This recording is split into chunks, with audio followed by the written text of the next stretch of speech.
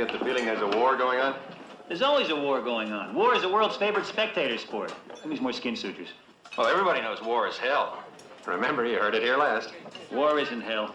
War is war and hell is hell. And of the two, war is a lot worse. How do you figure that, Hawkeye? Easy, Father. Tell me, who goes to hell? Sinners, I believe. Exactly. There are no innocent bystanders in hell. The war is chock full of them. Little kids, cripples, old ladies. In fact, except for a few of the brass, almost everybody involved is an innocent bystander. Well, I'm not. I'm here because my country needs me. I didn't know it wasn't just some excuse to ship you 8,000 miles from home. Yeah, the Korean War was invented so your parents wouldn't come looking for you. Oh, you're a pair of sickos.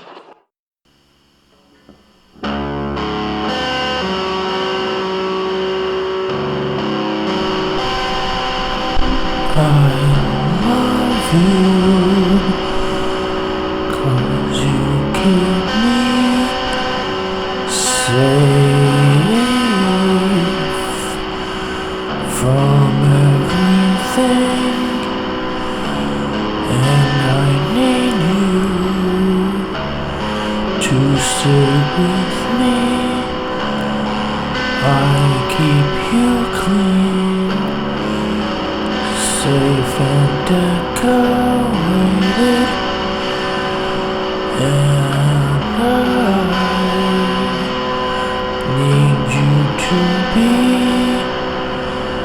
okay when I need you. So let me wash you and feed you. I will always keep close to you.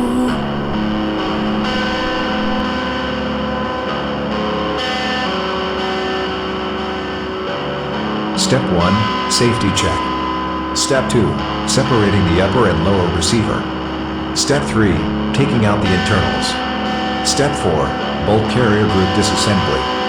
Step 5, firing pin removal. Step 6, cam pin removal. Step 7, separating the bolt and bolt carrier. To reassemble the rifle, do the steps in reverse order. It may sound complicated and time-consuming to do this process, but it becomes second nature after doing it a few times.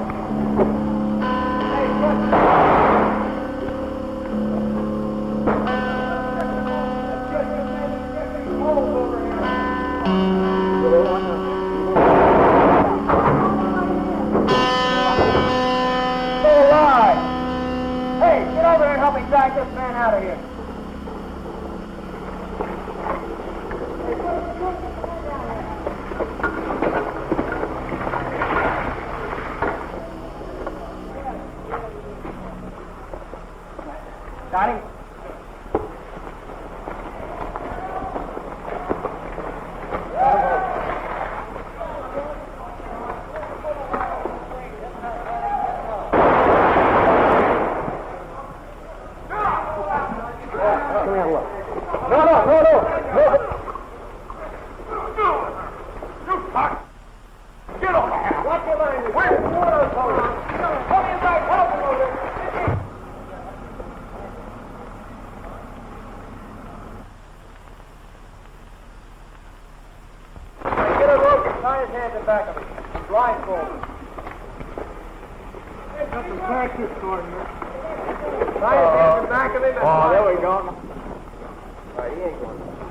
Somebody find a piece of blindfold, a piece of rag over there. Get some of that here over there.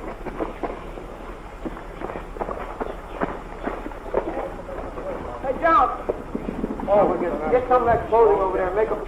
Yeah, we got a spider hole over here. Yeah. I know, I saw that, I saw it.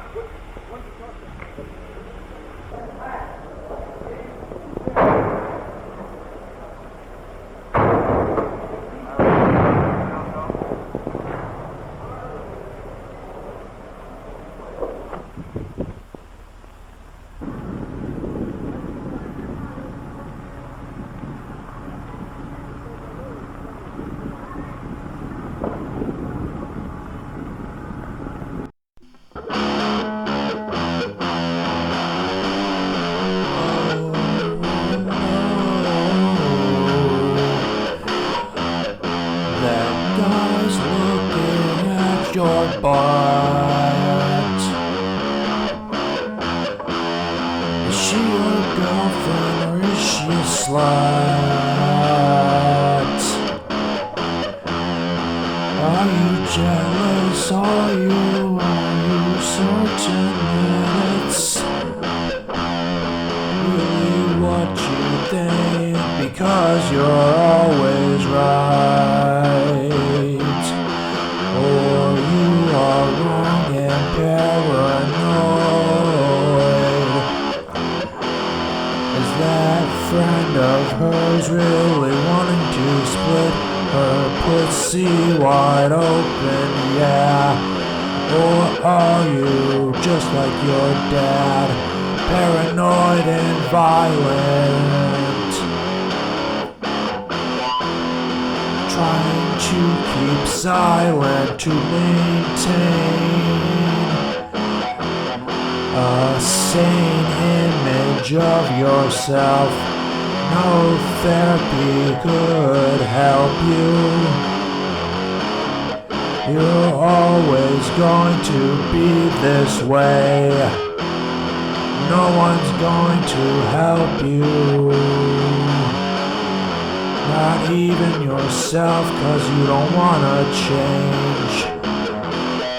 Fucking insane, deranged, and I don't know what else to tell you. Because she won't tell you these things. She's comfortable with you being hostile, jealous, and she's domiciled with all your behavior. No one can save her. No one is your savior but you and her. Willingness to put up with this shit that never ends, so quit. No, you won't give it up, no. You'll always be this way, so I've nothing to say to you. Then they all went home, but Jesus went to the Mount of Olives. At dawn he appeared again in the temple courts, where all the people gathered around him, and he sat down to teach them. The teachers of the law and the Pharisees brought in a woman caught in adultery. They made her stand before the group and said to Jesus, "Teacher, this woman was caught in the act of adultery. In the law Moses commanded us to stone such women. Now what do you say?" They were using this question as a trap, in order to have a basis for accusing him. But Jesus bent down and started to write on the ground with his finger.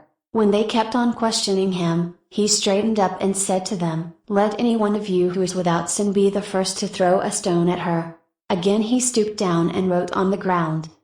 At this, those who heard began to go away one at a time, the older ones first, until only Jesus was left, with the woman still standing there. Jesus straightened up and asked her, "Woman, where are they? Has no one condemned you?" "No one, sir," she said. "Then neither do I condemn you," Jesus declared. "Go now and leave your life of sin." Stop laughing, you fucking... Just stop. You're not right. You're not right. In your head, you will laugh forever. You'll be reflecting on your own fucking thoughts, thinking that your knowledge is somehow God fucking in your head, giving you information, and then you fucking spew it out where you want to be right. No one is going to live how you want them to, because that is a disruption of fucking free will. No magic, no garbage, no spells will get you, like all the voodoo garbage. Just stop. You're not going to get what you want by being manipulative and fucking a piece of shit because you think you fucking deserve it. You don't deserve it. You do not deserve this shit. You don't. You get what you get, and that's it.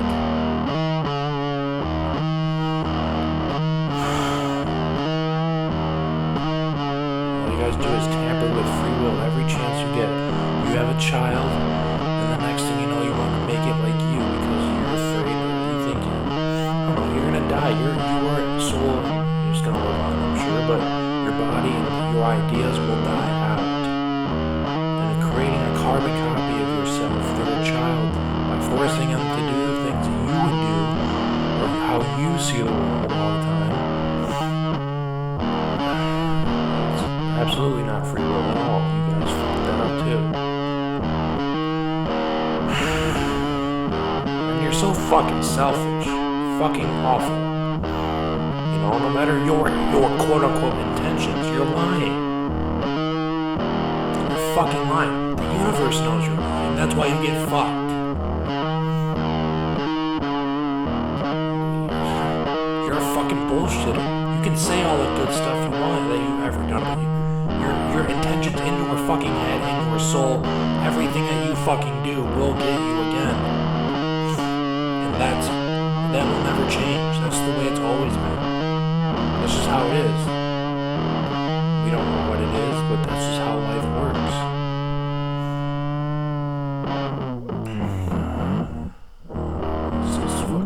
It's stupid, man. All of it is fucking stupid. All your thoughts while you're in this flesh, your brain, all the impulses, all the shit that you fucking do that you think you're right about, and you're just, who cares? Who fucking cares? Who fucking cares? No one. Why don't you fucking start being a good person for once in your fucking life? Instead of trying to one-up everybody, manipulate them, try to live longer because you're an atheist and you think once you die it's just gonna be black. So you're just gonna fuck over everyone until you're the last fucking human being on the fucking planet. That's not gonna happen. That's not the way the world works. There's gonna be a time when we all die. Humans are just gonna completely wipe themselves out, kill themselves, and that's going to happen. We may not, probably won't see it, but it will happen, just like every other species that went extinct. That's just the way nature works. And prolonging the suffering of trying to stay alive by, it sucks. You're gonna get land subsidence that constantly happens all the time. Eventually that's gonna catch up to us. And we're just gonna be fucked. And there's nothing we can do about it. We cannot swim long enough to fucking survive. We cannot breathe underwater. We will die.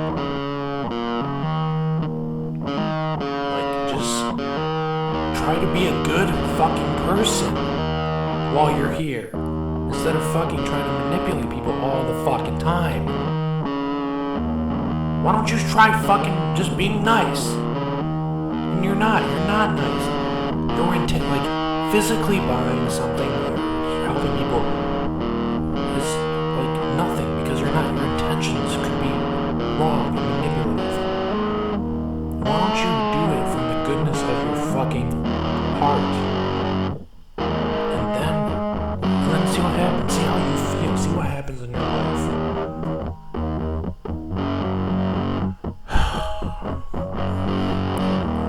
I'm just angry, I'm so fucking annoyed.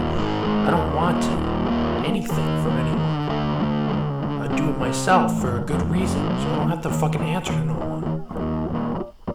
And so I don't have to. And then they want to guilt you because they did something for you, or just do it yourself sometimes. I'm not saying we don't need help, we all need help. But I'm just saying, when you can do something for yourself, do it. And quit taking it out on people who have nothing to do with the incident in your head that you cannot get out of. So it's like, when you're in grade school and you had that kid who used to bite people or pinch people really hard because he was borderline like almost a serial killer, because he has not dealt with the fucking shit in his head. So he's going to subconsciously take it out on people who have nothing to do with it. That's not their fault. That's his fault. Same thing with an adult. They do the same thing. They choke their girlfriends. They beat them up during sex. They get away with it because it's culturally accepted, but it's fucking gross and disgusting. And women are such fucking doormats. They just take it anyway, smile about it, even though they're fucking petrified inside. I can see it on their fucking eyes. But forgiveness is such fucking horseshit. It is fucking the stupidest shit I've ever fucking seen. You don't have to forgive people. You don't. No one's counting your tally marks every time you do something ungodlike or unchristian or on any religion. You don't have to forgive people. You just don't. If they're gonna keep fucking you over, just leave them. Do whatever you have to do to get away from those people, because they're not gonna stop. They don't stop. They don't care. They have an autopilot of selfishness and sociopath garbage. So you're not going to stop them. They're going to keep doing it, just like a serial killer. They're not going to stop killing people. They would do it as long as they don't, until they get caught, or until people keep forgiving them over and over again, and then they'll keep doing it anyways. Because forgiveness is a disease when it comes to stuff like that. But forgiveness is okay sometimes, but not constantly. The problem stems from forgiving people too many fucking times who do not deserve it.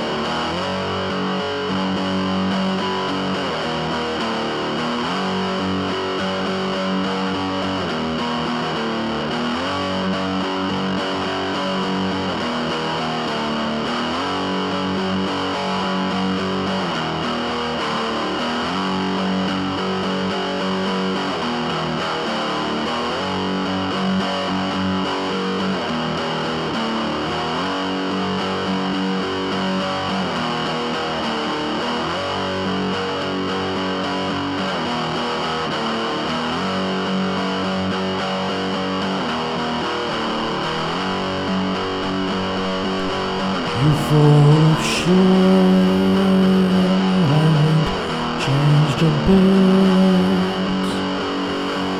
You're full of shit, and you haven't changed a bit. You're full of shit, and you haven't changed a bit. You're full of shit, and you haven't even changed a bit. You're full of shit, and you haven't changed a bit. You're full of shit, and you haven't changed a bit.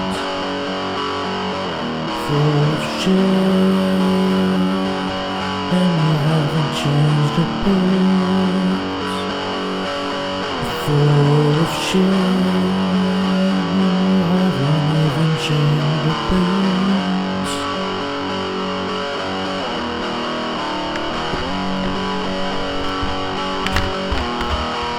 and you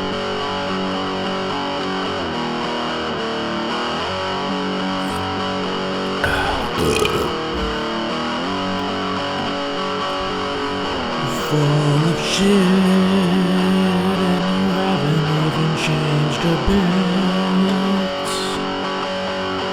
Full of shit, and you haven't even changed a bit. Full of shit, and you haven't even changed a bit. You're full of shit, you haven't even changed a bit. You're full of shit, and you haven't even changed a bit. You're full of shit, and you haven't even changed a bit. You're full of shit, and you haven't even changed a bit. You're full of shit, and you haven't even changed a bit. You're full of shit, and you haven't even changed a bit.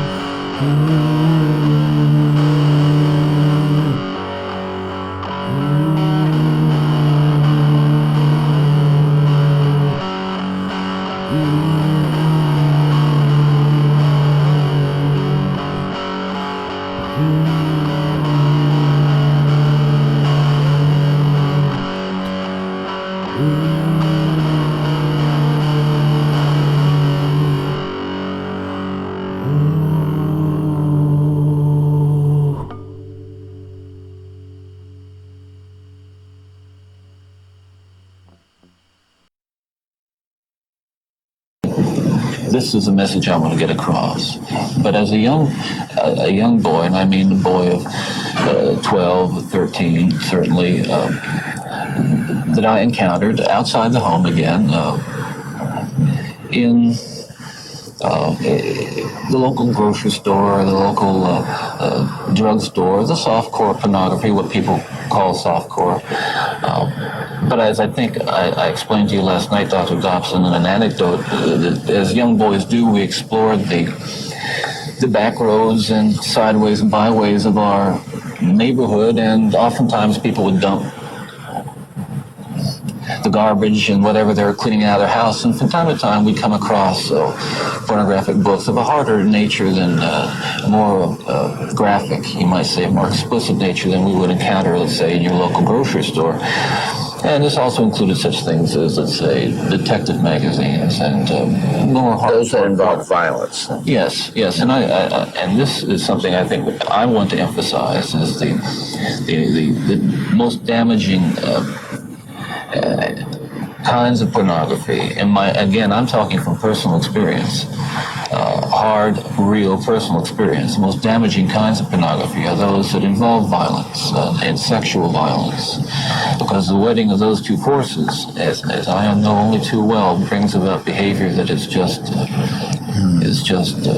too terrible to describe. Now, walk me through that. What was going on in your mind at that time? Okay, before we go any further, I think it's important to me, and the people believe what I'm saying, to tell you that I'm not blaming pornography and not saying that it caused me to go out and do certain things. And I take full responsibility for whatever I've done and all the things that I've done. That's not the question here. The question and the issue is how this kind of literature contributed and helped mold and shape the kinds of violent behavior. It fueled your fantasies, didn't it? Well, in the beginning, it fuels this kind of thought process. Then, at a certain time, it's instrumental in what I would say crystallizing it, making it into something which is almost like a separate entity inside. And at that point, you're at the verge, or I was at the verge of acting out on these kinds of things. Now, I really want to understand that. You had gone about as far as you could go in your own fantasy life with printed material, and you made or printed and video or film magazines, what have you. And then there was the urge to take that little step or big step over to a physical event. And it happens. It happened in stages, gradually. It doesn't necessarily, not to me at least, happen overnight. My experience with, let's say, pornography generally, but with pornography that deals on a violent level with the sexuality, is that once you become addicted to it, and I look at this as a kind of addiction, like other kinds of addiction, I would keep looking for more potent, more explicit, more graphic kinds of material. Like an addiction, you keep craving something which is harder, something which gives you a greater sense of excitement, until you reach the point where the pornography only goes so far. You reach that jumping off point where you begin to wonder if maybe actually doing it will give you that which is beyond just reading about it or looking at it. How long did you stay at that point before you actually assaulted someone? Well, yeah, you see, that is a very delicate point in my own development. And we're talking about having reached the point or a gray area that surrounded that point over a course of you don't remember years. How long that was? Well, I would say a couple of years. And what I was dealing with there were very strong inhibitions against criminal behavior or violent behavior that had been conditioned into me, bred into me in my environment, in my neighborhood, in my church, in my school. Things which said, no, this is wrong. I mean, even to think of it is wrong, but certainly to do it is wrong. And I'm on that edge, and the last vestiges of restraint. The barriers to actually doing something were being tested constantly and assailed through the kind of fantasy life that was fueled largely by pornography. Do you remember what pushed you over that edge? Do you remember the decision to go for it? Do you remember where you decided to throw caution to the wind? Again, when you say pushed, I know what you're saying. I don't want to infer again. I understand that. That I was some helpless kind of a victim, and yet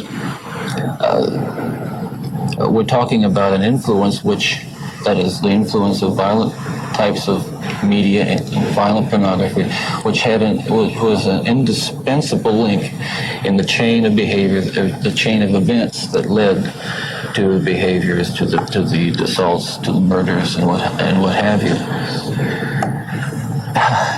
It's a very difficult thing to describe.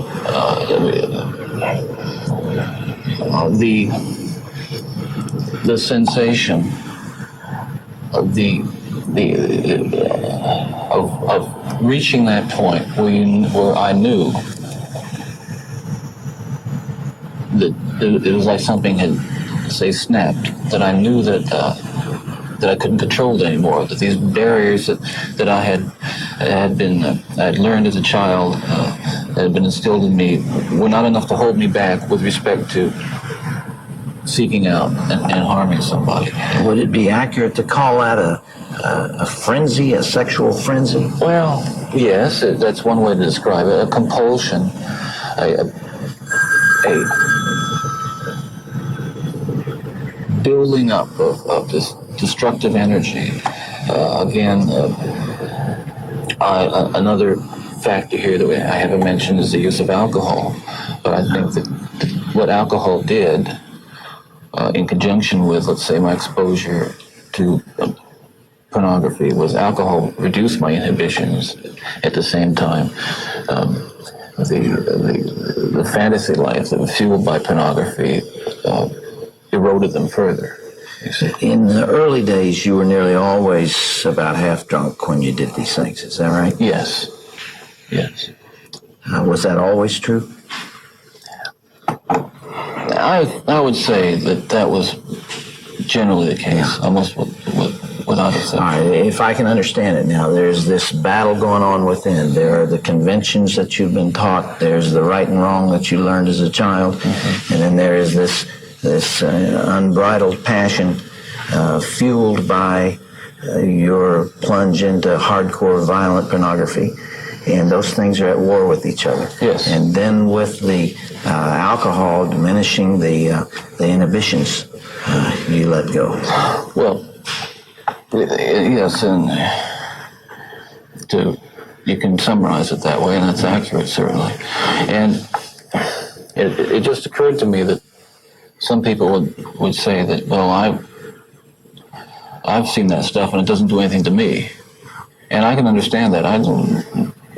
Virtually everyone can be exposed to so-called pornography, and while they're aroused to it to one degree or another, not go out and do anything wrong. Addictions are like that. They affect some people more than they affect others. But there is a percentage of people affected by hardcore pornography in a very violent way, and you're obviously one of them. That was a major component, and I don't know why I was vulnerable to it. All I know is that it had an impact on me that was just so central to the development of the violent behavior that I engaged in.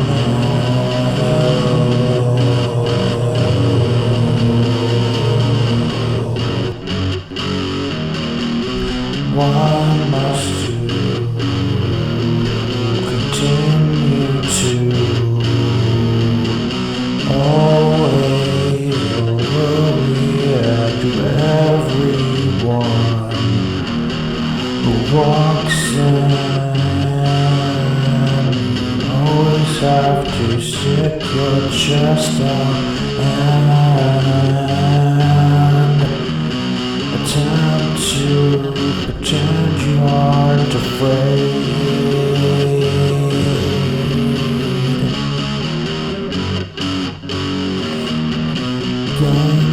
lives, please lives away from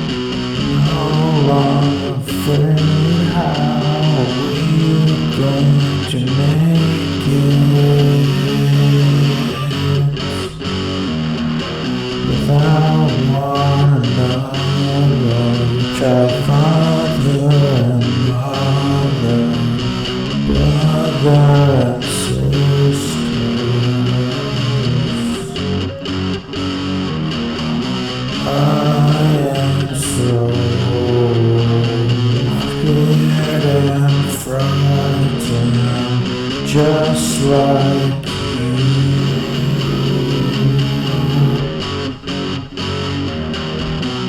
there's no fear there's no shame there's no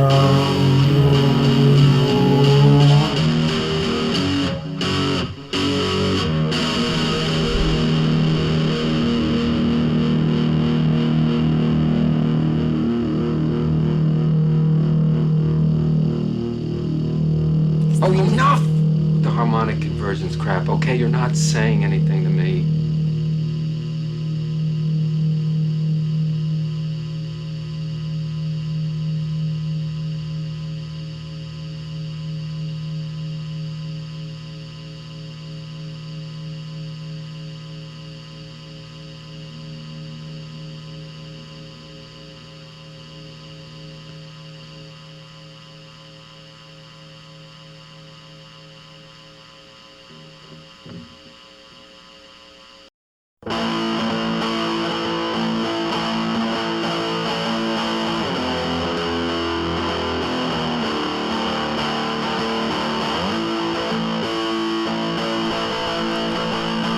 It's almost the end of days like this, yeah. No more independence, codependence, and needing someone other than yourself.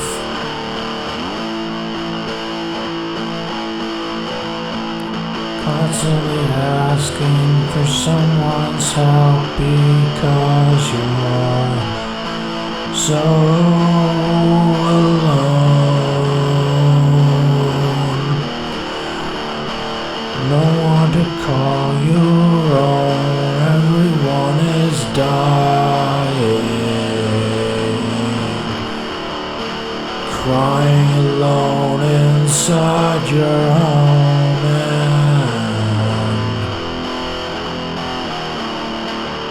starving for some protection. Affection from everyone is so minimal, yeah. I guess it's time to die or adapt. Why are you waiting for someone to save you? Oh, I don't think so. You need to save yourself. I hope someone loves you, but until then you are dying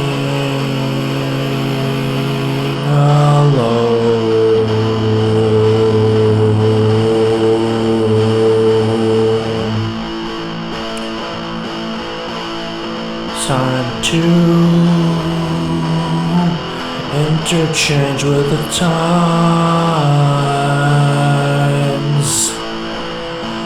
No one has no money, no nickels, dollars, or quarters, or dimes. It's time to adapt. Everyone is almost dead, and you are the last one left. In your family tree is coming down.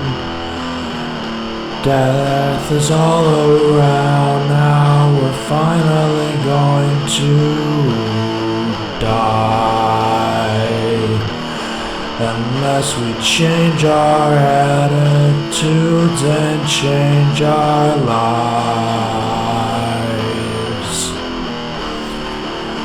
Pull out the guns and bombs and knives and stay alive. Interchange with the times. It's time to adapt. I want to survive as long as I can. Have a plan and stay alive. Stay alive as long as you can.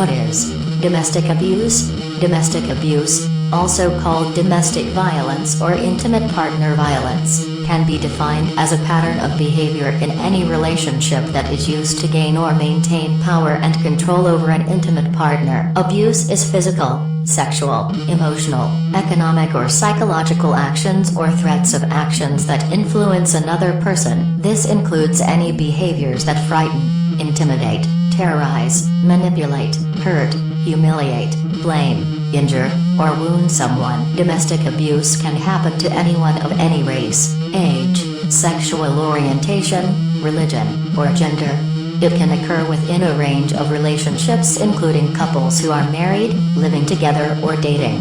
Domestic violence affects people of all socioeconomic backgrounds and education levels. Anyone can be a victim of domestic violence, regardless of age, race, gender, sexual orientation, faith, or class. Victims of domestic abuse may also include a child or other relative, or any other household member. Domestic abuse is typically manifested as a pattern of abusive behavior toward an intimate partner in a dating or family relationship, where the abuser exerts power and control over the victim. Domestic abuse can be mental, physical, economic, or sexual in nature.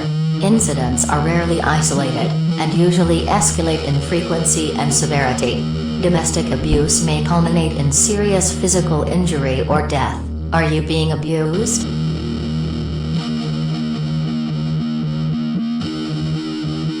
The cycle is very traditional. There's a period of calm. The woman thinks maybe he's changed. Something happens. She says something. She does something. He doesn't like it. It doesn't take much to trigger the rage. And the next thing, he's acting out the rage with the beatings. Then he does what I call a phony remorse. I love you. Don't leave me. I can't live without you. It'll never happen again, I swear. And she believes him. And then it starts all over again.